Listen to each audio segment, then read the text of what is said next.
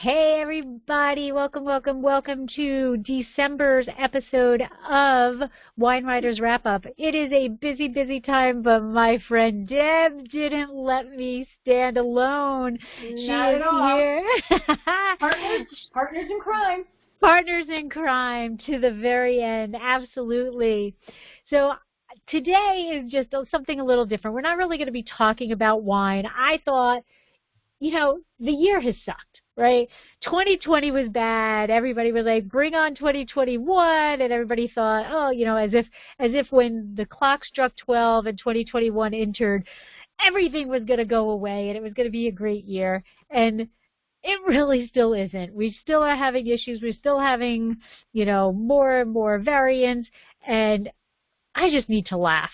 I just totally need to laugh. So I reached out. Yeah, right? We need to laugh. So this is not about wine, this episode. This is just pure stupidity. Now, those of you who know me, we are drinking wine. So you know what? Let's get into that first. Deb, what are you drinking? I'm drinking Greek wine. Nice. It is 50% Astratico, 50% Monavesa. Oh, okay. Yeah. That's why you got there you go. It's Domaine Sigala. All right. Is really nice. Nice. Well, I am drinking San Simeon, and I am drinking Viognier. Okay, so San Simeon Viognier. I like that label with the lighthouse. Oh, yeah. Well, that is San Simeon. One of my favorite places to visit. They have all of... Isn't it? Yeah. It's by, Hearst Castle. Actually, it is where Hearst Castle is and everything. I just love it there. So beautiful. I get to see I always confuse them, see lions. Yeah. And I'm always a happy camper there. So that is what I am drinking because, you know what, I don't have a lot of Viognier, and I love Viognier. So, and you know what, I think Viognier is a nice winter white. I agree. Because it's got that full bodiness. Yeah. And this has that glycerin in a Viognier that I like. And I know that's one of those things about, that is 50-50 kind of. People either like that in the wine or they don't like that in the wine, kind of like petrol in Riesling, right? Some people are like, yeah, bring me that petrol, and others like, I'm not gonna go that route. But I'm a fan of the glycerin. Actually, Greek wines, I've really seen them grow and mature in a good way. Yeah. Because years ago, I used to do a wine tasting at the Greek church in Poughkeepsie, and I've seen them really. The quality of Greek wines has really progressed. This is a wonderful wine. I love Astratico. Although the Monavesa is from the island of Palos. Oh, but the Astratico is from Santorini. Oh, okay. All right. Yeah. Does it say what the percentages are? 50-50. It is 50-50. Okay. But the I think you said that, yes. Stronger, so there's more citrus coming through, where the Monavesa is more, I think, on the body and the structure, and brings a little bit more tropical fruits to it, or tree fruits, where the Astratico is more lemon and lime. Okay. Lemon and lime. How's the acid on that? It's nice. It's not racy. It's a good balance. It kind of tingles on the finish. Because Astratico is kind of a high acid. High. But the other one balances it out. Balances out. Very nice. And what's the alcohol on that? I think it's 14.5. Wow, that can do some damage. Yeah. Oh, well, I've got you beat. What do you got? 14.9 for a Viognier. Wow. It doesn't taste 14.9 at all. And again, that's what causes the damage. Now, you just don't think white wines have that. You know, I always think of white wines as, oh, it's an 11% alcohol, it's a 12% alcohol. You know, it's, you know. They carry a punch. Yes, they do. They do, they do. So, all right, so we are going to get into what the episode is about. And every year, there is something called the Darwin Awards. And I love the Darwin Awards for two reasons. One, I love Darwin. I mean, I love Darwin. I could have been his like research, you know, assistant or whatever. Just what he believes, how he proved things is just, you know, I'm a biologist. That's what I love. Okay. I love genetics. I love evolution. To me, it's such a cool concept of how we got from, you know, from there to here, you know, and how we all evolved. And one of the favorite things that I like to say, and it is honestly perfect for right now, is, as Darwin stated, it is survival of the fittest. Okay, so you either need to adapt to the environment or the environment rules you out. Okay, so there's loads of things that we see. Right now there's a Red Bull commercial where I think there's two antelopes and a lion comes through the high grass, and the one antelope opens up a Red Bull and the other antelope says, well, that's not going to make you outrun the lion.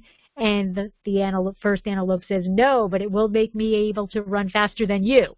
Okay, so faster antelopes are going to survive because they're not going to get attacked by the lions. Okay, so these are the things that occur, and divergent evolution and all of this. So I think it is historical. Now, the Darwin Awards, I do not know, poor research on my behalf, but I don't know when they actually started.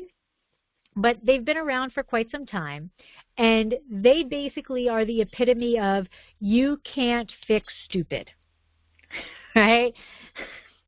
And for today's times, not to get too political, right, but in today's times, we have a lot of stupidity going on. Oh, my God. Mm-hmm. Right? There is a lot of stupidity going on, and as much as I hate to say, there's people who are not stupid who are losing the battle with this, you know, virus. There's a lot of stupid people who are losing it, and you just can't fix it, right? You can't fix it. And that's what the Darwin Awards is about, right? Can't fix stupid. So that's what the Darwin Award is all about. So every year they get nominations for people who have died in the stupidest ways possible. So one of the first ones that I had ever seen is, you have to feel bad, but one of the first ones I ever saw of the Darwin Awards was a veterinarian. So not a stupid individual, an intelligent individual. And this veterinarian died because the elephant he was taking care of was a little backed up. And so he was giving the elephant an enema. And the enema took effect a little faster than the vet thought he was going to take effect.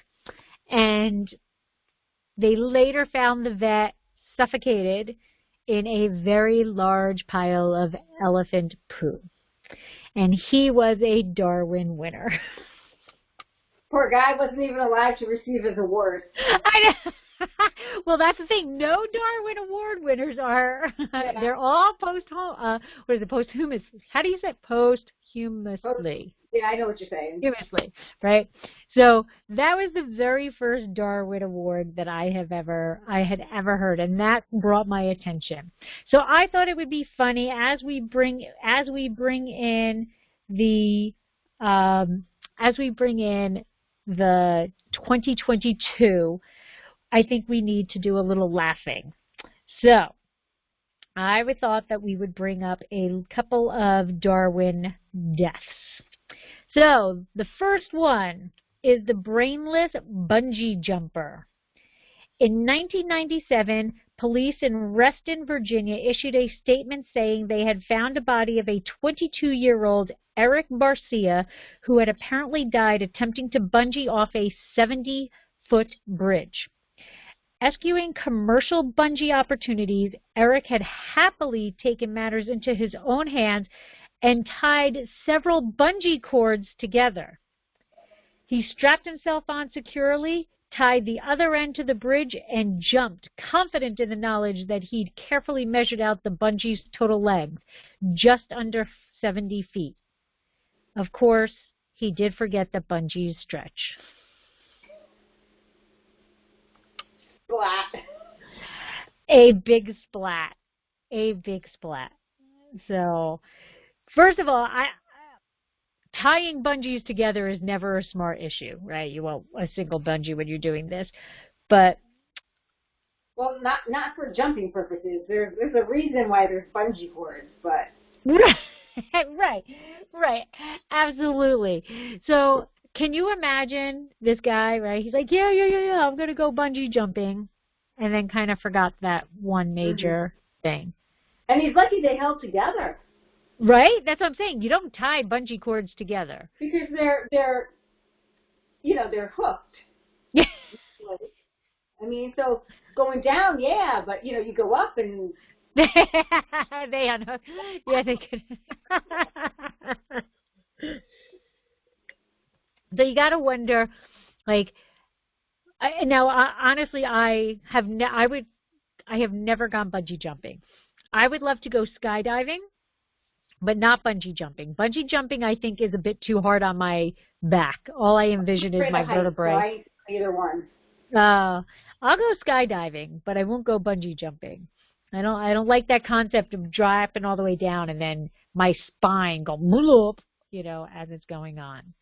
But so, what do you think? Should he have won Should he be a winner of the Darwin Awards? You know what? You can't fix stupid, so. I think that's a good one. I think it's a good one. All right. A luckless sled neck. Ordinarily, a man killed by an avalanche is suffering from a natural disaster and not eligible for the Darwin Awards. But the circumstances surrounding the death of Walter, a 43-year-old Fairbanks man, are unusual enough to warrant an exception. He was killed not by the natural disaster, but by his own blatant stupidity. Walter was high marking on his snowmobile. I don't know what high marking is. This almost entirely pointless exercise involves driving as far as you can up a pristine slope before the sled gets stuck, and then bombing back down again. Okay, I get that. Right? Okay, good. From a skier's perspective, I get that. Right, so he's going up, he's gunning as steep a slope as he can, and then ultimately the sled's going to conk out. To go back down. Right, yeah. Okay. So state troopers had warned that conditions meant avalanches were likely. Earlier in the day, Walter had triggered an avalanche and had been buried up to his waist. Any normal person might be shaken up by this, or at the very least take it as a sign that they should stop. But this committed sled neck kept right on revving up and down the hillside until he triggered a second bigger avalanche, which swept down and killed him. So he survived one avalanche. So instead of sitting there, waist up in snow, waiting for help, he just, I'm going to get out of this. No, I think he got help. The crew, that's what happened. He got help. So the ski patrol got him out, and then he went and did it again. Bad avalanche, conditions, and you keep on going? Hello? Oh, my goodness. Although, you know what? He might have thought in, a sick sense that he could trigger the avalanche and then do that flip thing and get down before all the snow. Well, probably that is exactly what he thought. That's probably what his mind thought was. Or he thought, I already did one award. I already did one avalanche. So I'm not going to, there can't be 2 avalanches in a day. I don't know. That's kind of that's almost equivalent to the poop vet. I think that was dumb luck on his part. He just couldn't get his hand out in time. I say, I think I'd rather be buried alive. I'm not even going to go there, but I think I'd rather be buried alive in snow than an elephant poop. Elephant dung.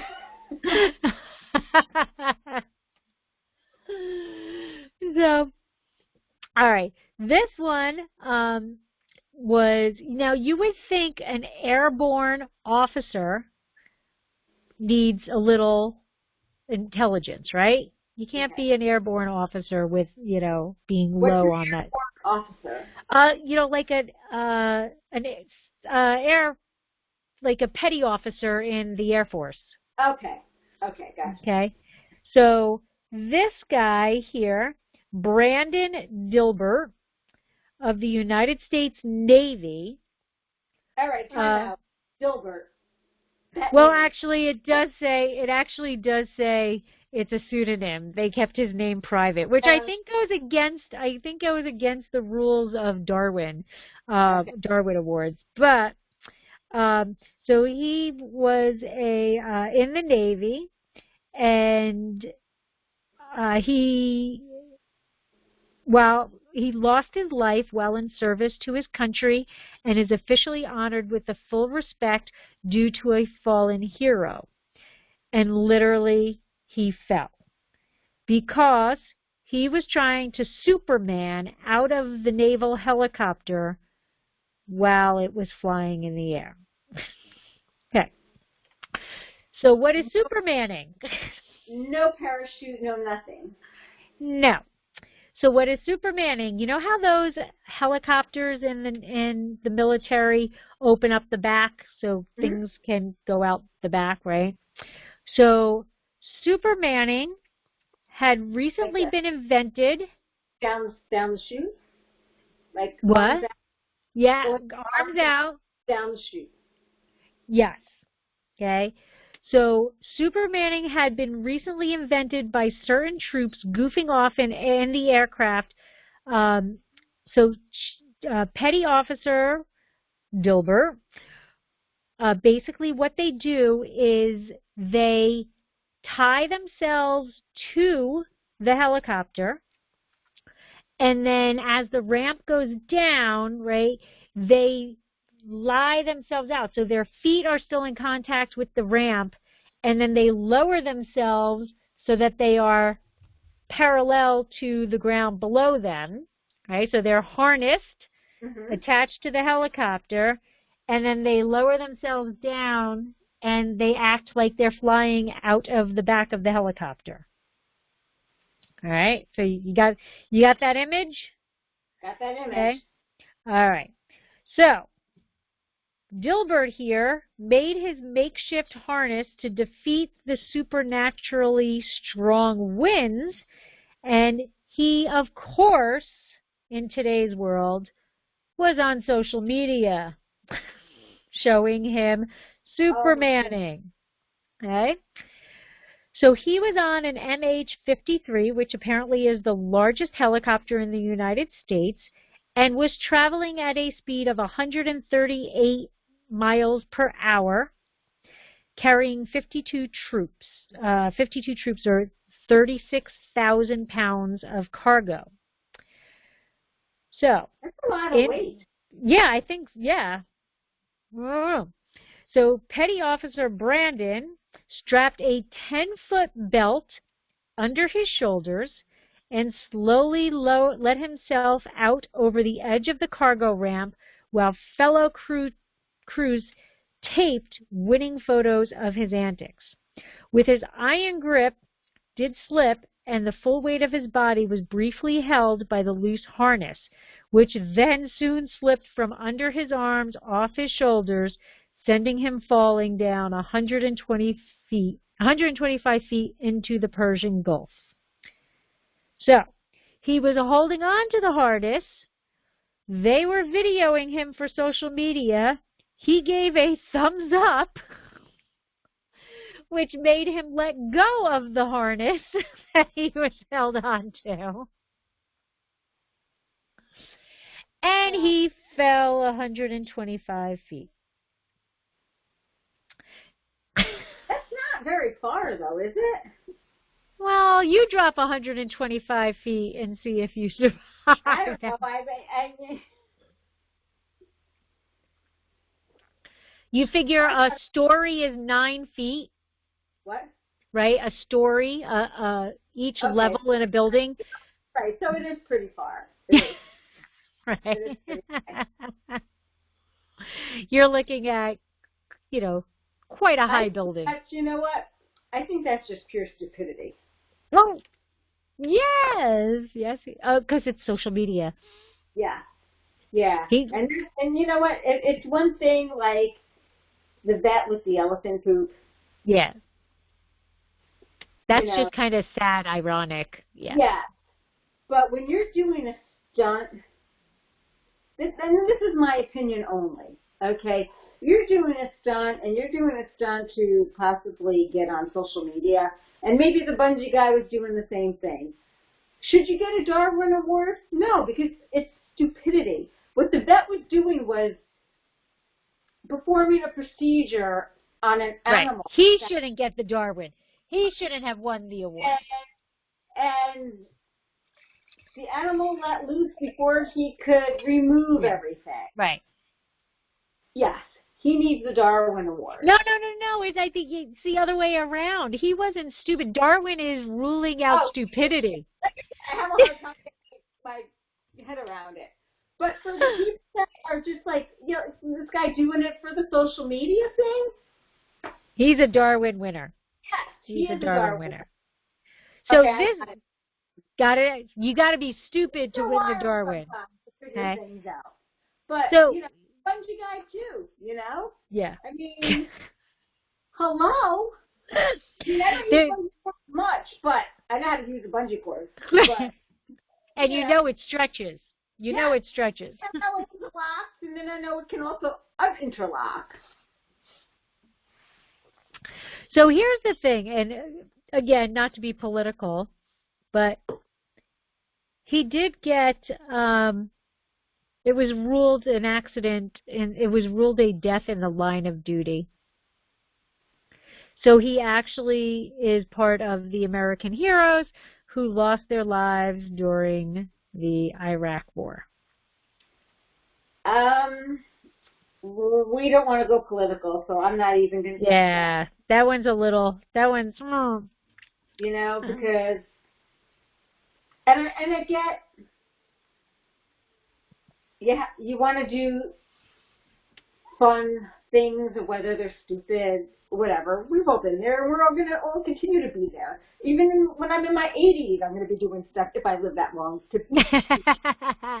But should he get an honor for it? No, I don't think so. Yeah, no. Sorry. All right, here we go. Sorry. All right, the YouTube paraplunger. In a paraglider named Craig from Riverton in Utah decided he'd try out a new soft way of landing and splash down in a canal. The first part went swimmingly, with Craig executing a perfect landing. Unfortunately, the swimming part didn't go quite so well, as Craig's parachute filled with water and dragged him downstream and drowned him. So he parachuted into a stream. Right, because there was no way to detach his parachute. Right, so he parasailed And when you land, right, it's a hard Right. landing, right? So he thought he would land softer in the water. But I see his parachute probably got under him and then dragged him down. But where was it was a good thought. Where was his rescue boat or whatever? I guess he didn't think that all the way through. I'm thinking he's one of those people, that just jump off a cliff and throw out their own parachute type thing. Yeah. You know, those people, they don't have, I'm guessing he's one of those people. That comes in the little thing that you push, when you were Yeah. Yeah. Yeah, like the little army dude. That always got wrapped up in his own parachute. Yep. I wonder how many people listening actually know what we're talking about. That was always a stocking stuffer. That was like, right? You had to take the parachute and puncture the little holes, right? And then take the little tiny thread and put it in there. Then tie it to the little army dude. Yep. And then you throw it up in the air. And one out of 20 times. Childhood memories. You know what I saw in this? You know what I saw in the store today? What? A slinky. Really? Yes, a slinky. Yeah, they sell them at Walmart. Do they? Yeah, because Paul bought them to keep Bob out of our awning. Because he read if we put a slinky in the awning, Bob, who's our resident, I think it's a sparrow, kept making nests in the awning. And then that didn't stop him, and then he had to put Brillo up there. Steel wool up there. Oh. But the slinkies at Walmart, they were $7. Oh, well, I was at the Dollar General, which, by the way, no longer $1. Everything's $1.25 now. You know what? They're for the slinkies. But it didn't matter. Bob is still a resident. Bob found his way around the slinky. Yeah. Sparrows are pretty smart. They're actually like kind of parasitic birds. Yeah. His whole family comes. His offspring. Yeah. We have it's quite a party. Well, now they have a slinky, so it's a true party. All right. Well, since we talked about the paraplunger, we have a cliff diver. Okay. Who has won the award. So, this 27-year-old met his untimely demise at Shrinklehaven in Wales. In an apparent attempt to impress a group of teenage boys, the man dove off an 80-foot cliff into the water. If done properly, an 80-foot cliff dive shouldn't be fatal, but it appears the man had zero prior experience of high diving. He was knocked unconscious by the water, and although the teenagers climbed down and fished him out, he was proclaimed dead on arrival. That's sad, because it was probably a life dream he had. That, or he would drink too much wine or something. Maybe. Although maybe if he had wine, he wouldn't have hit his head. I don't. Well, maybe I don't want to say I don't know how to dive. I know how to dive, but I have a hard time keeping my chin to my chest. So maybe that's what happened to him. Maybe. But 80 feet, you have to make sure that your hands are above your head to cut through the water, the surface. He might have looked up. He might have looked up. Yep. Because that's an issue with me. That's why I don't dive. I used to dive as a youngin. I used to dive. I have several trophies for top dives. I loved diving. Diving and swimming kind of go hand in hand. Yeah, not much fun. No. All right. In honor of my dad and my brother, who are electricians, we have an electrician Darwin winner. So this guy here, the hapless individual was a man named Rodney, who was happily doing laps of Lake Washington when he realized his, oh, I already know where this is going. When he realized his battery was running a bit low. Pulling up toward the shore, he moored his jet ski and ran to get a set of jump leads. He plugged the ends into a 110-volt outlet, ran down to the water's edge carrying the clips, you know, the red and black clips. Unfortunately, he didn't stop at the edge and plunged straight into electrocuting himself instantly. How do you do that? He was running in water when he connected the jump cables. That's all in water. That's like 101. Poor guy. He was in water. Oh, my goodness gracious. Oh, my God. I would like to think my father and brother would never, ever do that. All right, let's see. What? Electricity and water don't mix. They do not. That like in grade school about, you know, electric storms, you know, thunderstorms and. Yep. Wow. Maybe he missed that day. He was absent. He was playing with his bungee cords.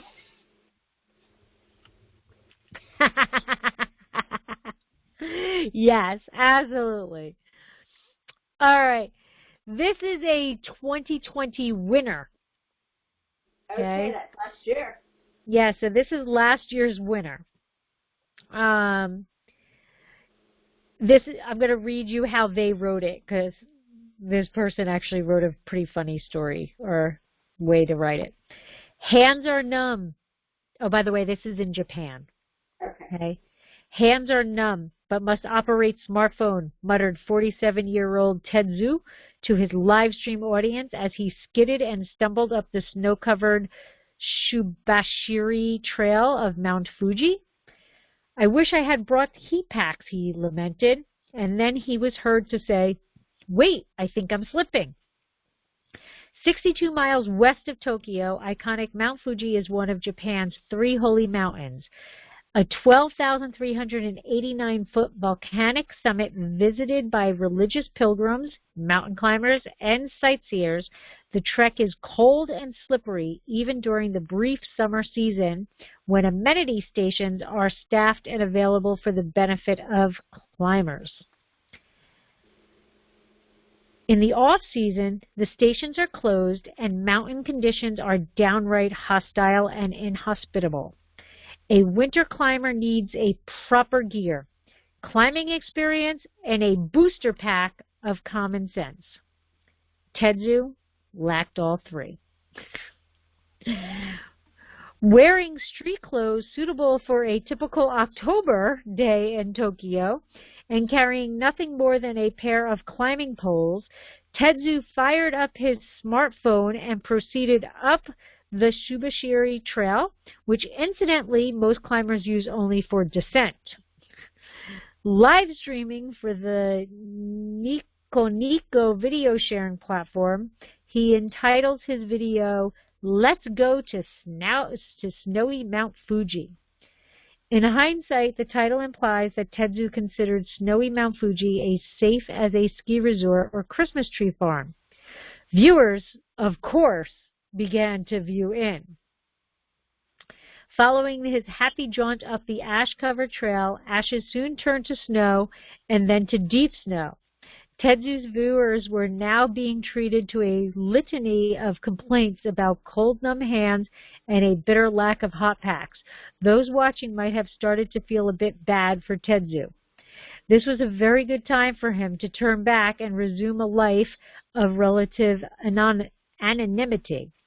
A turning point, as it were, but he was on social media. They urged him to continue, and of course, he continued.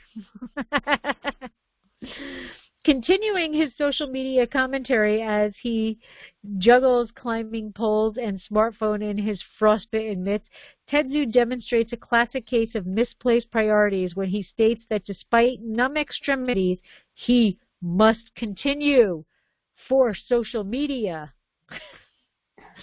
His viewers no doubt noticed that the fence has ended, and he is perilously close to the brink. He has now passed the point of no return. There is absolutely nothing his viewers could do except tune out in disbelief. Bullshit. They were all tuning in because that's how our society works, you know. Yeah. You know they were watching him. Oh, this place is slippery, getting dangerous, he belatedly notices. I'm trying to walk by the rocks. Yes, rocks. It's steep. Does his audience hear reassuring sounds of him gripping the ice as he continues past the end of safety fence into uncertain territory? Nope. He didn't grab the crampons. The slope at that point, because he didn't have any, the slope at that point is 30 degrees, as anyone still watching could see. In his continued play-by-play march along an increasingly risky path, Tetsu frequently cautions himself against falling. Some of his viewers might have given wry chuckle as the sudden realization of what had gotten himself into. His inappropriate footwear now failing him, he trips, stumbles. More than once he asks himself whether or not he's on the right track. Astonishingly close to the summit for an amateur winter hiker, Tetsu at last utters the anticlimactic words, "Wait, I'm slipping." Experienced Mount Fuji climbers say if you start slipping, you have one chance at self-arrest before it's too late. Even now, Tetsu might drop his phone and jab his climbing poles into the ground. But no, he cannot drop his phone. His smartphone is way too important, and he is way too intelligent. Still live streaming, viewers are treated to a spectacle of feet flailing and poles tumbling free. A few seconds later, the phone footage abruptly stops. The final chilling image shows a climbing pole frozen in mid-flight. That's really sad. I mean, but he obviously had something to prove. To who? To the people on the other side of the phone. Right. Well, that's all. It's really, you know, it's really sad when, and you don't know who's tuning in and what's, you know, oh yeah, go, go, go, go, go. Oh, look at this jerk, you know, and now that cost a life. And he was somebody's child. He was somebody's son. He might have been somebody's husband. He might have been a father. You don't know. That's true. But you kind of, I mean, I'll be the mean one. You kind of hope that stupidity gene stopped with there. Oh, my God. But, yeah, it's like, hello. And if you're going to go do something like that, you got to research it. Yeah, that's not something you just kind of go and do. But apparently he made it somewhat close. He made it rather far. And he will now live in infamy as a Darwin winner. Award winner. You just gotta shake your head sometimes. It's like, hello. I actually been doing that a lot lately, but I know. You know. I know. Sadly, I'm seeing more of the need to head shake lately than for other things. Yes. Like really? Yes. Yes. Well, I'm going to add one last story, and just because I think it is a hysterical one, and it has a little twist to it. So another Darwin winner was a thief who was trying to break into a home. And what he did was he tried to get in through the garage door. Okay? So what he did some research, so he was kind of paying attention, and he waited for this couple to leave for, I guess, their date night or whatever. And when they left, he stopped the garage door, or apparently somehow stopped the garage door from closing all the way, and he on his stomach trying to shimmy his way into the garage.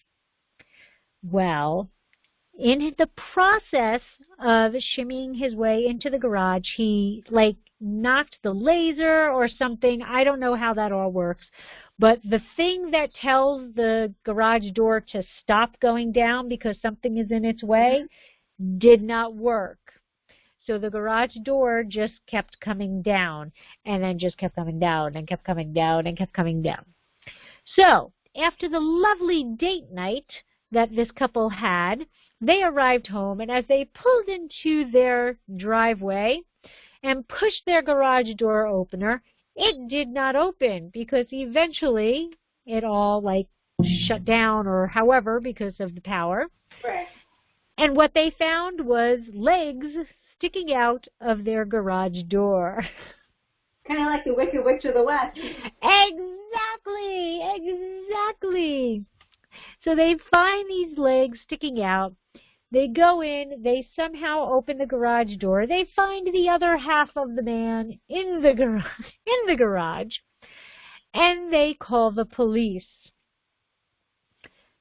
This is a Darwin nominee. He did not win, but he was a nominee.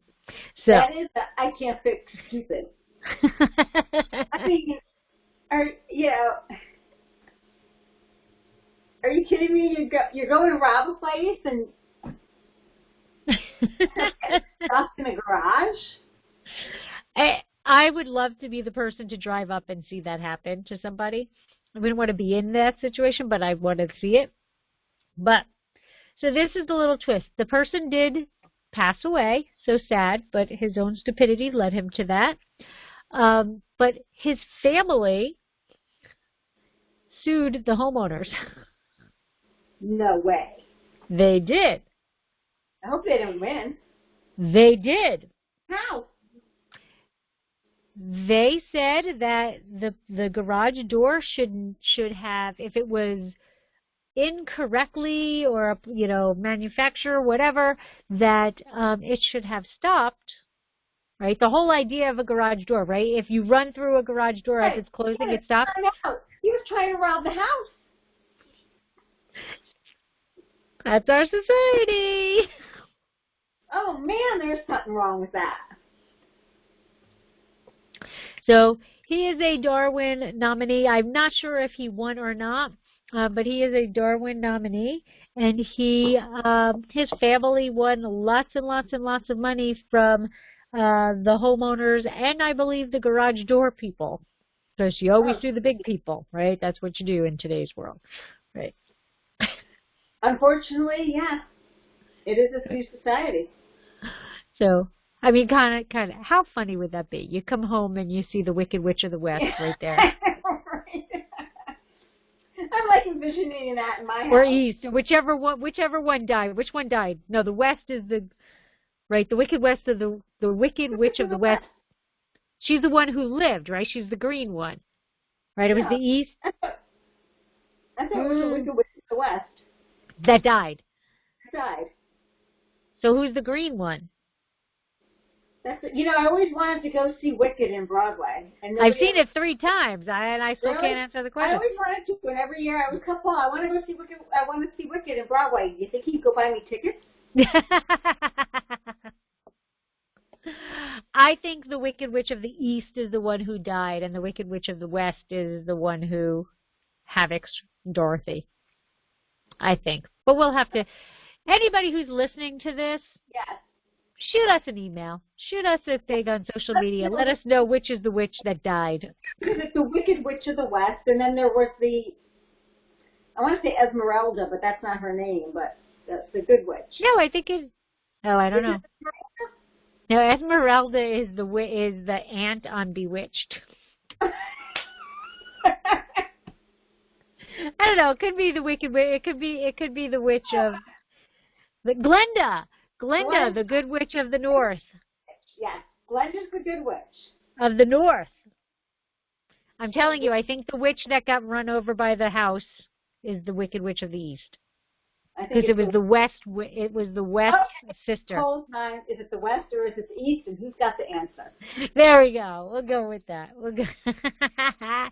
I think I'm gonna Google that when we get off, and I'm gonna let you know. I think the east died and the west is the green one.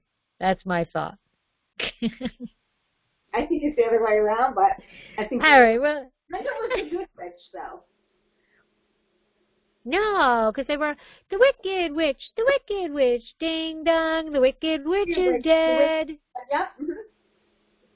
Glinda's a good witch, but we never saw a witch of the South. Right? Glinda didn't ever talk about a witch of the South. I didn't see the play.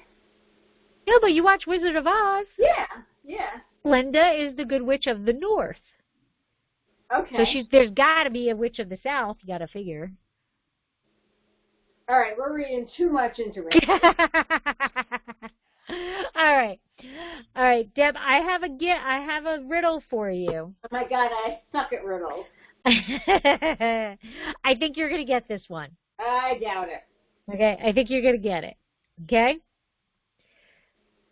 5 pieces of coal, a carrot, and a hat were lying in a garden. Nobody put them there. But there's a logical reason why they were there. What is it? A snowman. Yay!